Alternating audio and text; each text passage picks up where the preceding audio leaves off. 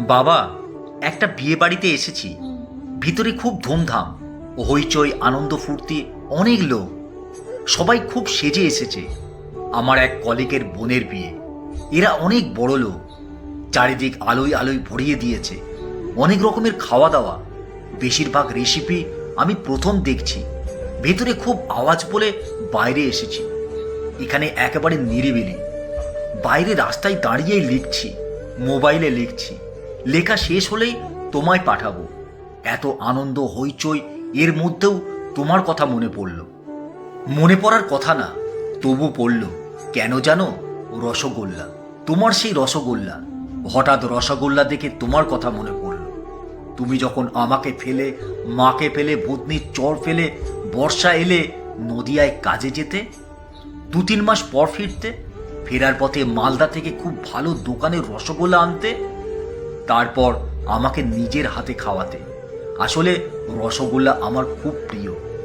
তুমি বছরে ওই একবারই আনতে। তাই সারা বছর চেয়ে থাকতাম কবে কাজে যাবে, কবে ফিরবে। একবার খুব বন্যা হয়েছিল, ভূতনির চর ডুবে গেছিল। তুমি আমাদের খুঁজে খুঁজে অনেক রাতে পেয়েছিলে কদুবাড়ি মোড়ে। সেই রাতে ঘুম থেকে তুলে আমায় মিষ্টি খাইয়েছিলে। মনে আছে তোমার? সেই দিনটির কথা আজও ভুলিনি। ভোলা যায়? তুমিই বলো। তার পরের বছর এমন বন্যা হলো, মা কোথায় যেন হারিয়েই গেল। চারিদিকে শুধু জল আর জল। কোথায় খুঁজবো? তুমি তো নদিয়ায় কাজে। প্রায় 16 দিন পর মাকে পাওয়া গেল ফারাক্কা ব্যারেজের গেটের কাছে। পচে গলে পেট ফুলে গেছিল। তুমি তো দেখতে পাওনি, আমি দেখেছি। অনেক চেষ্টা করেছিলাম তোমাকে খবর দেওয়ার, পারিনি। নদিয়া তো দূর, অনেক বড় জায়গা। তুমি তো ঠিকানা রেখে যাওনি। কোন গ্রামে গেছিলে জানি না। প্রায় 2 মাস পরে তুমি ফিরেছিলে। রসগোল্লা এনেছিলে। মায়ের শোকে তুমি তা আমাকে আর খাওয়াওনি। খুব মনে আছে বাবা সেই কথাও। এরপরে তোমার কি হলো জানি না। তুমি আর কোনোদিন নদিয়ায় যাওনি। সারাদিন শুধু গঙ্গায় মাছ ধরতে। বিকেল হলে মাছ বিক্রি করে সেই টাকায় চাল ডাল কিনে ফিরতে। রান্না করে আমাকে খাওয়াতে আর বলতে, বাবা পড়াশোনা করে একটা চাকরি ধর, অনেক রসগোল্লা খেতে পাবি, আমায় খাওয়াতে পারবি, খুব পড়াশোনা কর। নদিয়ায় দেখেছি চাকরি করে কত কিছু কিনে আনে ছেলেরা, একসঙ্গে বসে হইচই করে খায়। তোমার কথা শুনে কি করে যেন মাথায় ভূত চাপলো। রাত দিন পড়তে লাগলাম। খেয়ে না খেয়ে রাত জেগে পড়তে লাগলাম। তারপর মাস্টারি পেলাম হুগলির উত্তর পাড়ায়। তোমায় একা ফেলে চলে এলাম বহু দূর, অনেক দূর।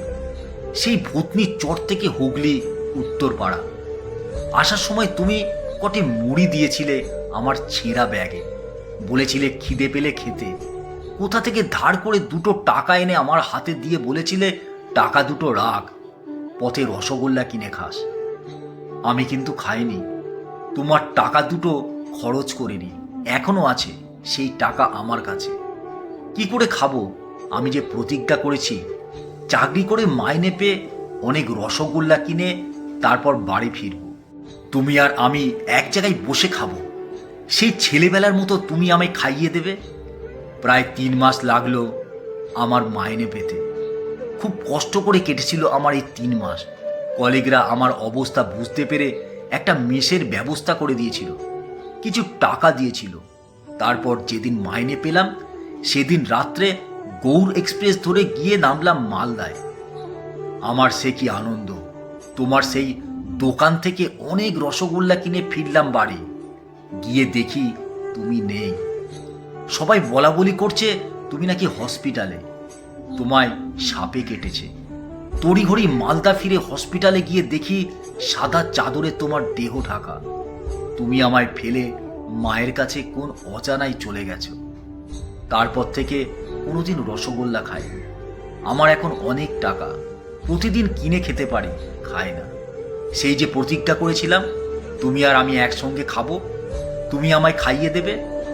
এবার তোমায় বলি কেন চিঠি লিখছি। কি আশ্চর্য কাণ্ড বাবা! জানো, বিয়ে বাড়িতে লোকজন খাবার নিচ্ছে আর ফেলছে, মাছ ফেলছে, মাংস ফেলছে। তারপর জানো বাবা, কত বড় বড় রসগোল্লা তাও ফেলে দিচ্ছে। তুমি দেখলে নিশ্চয়ই এদের ঠাস করে চড় মারতে। আমি কিন্তু রসগোল্লা নিইনি। ওরা দিতে চেয়েছিল, জোর করে দিতে চেয়েছিল, আমি নিইনি।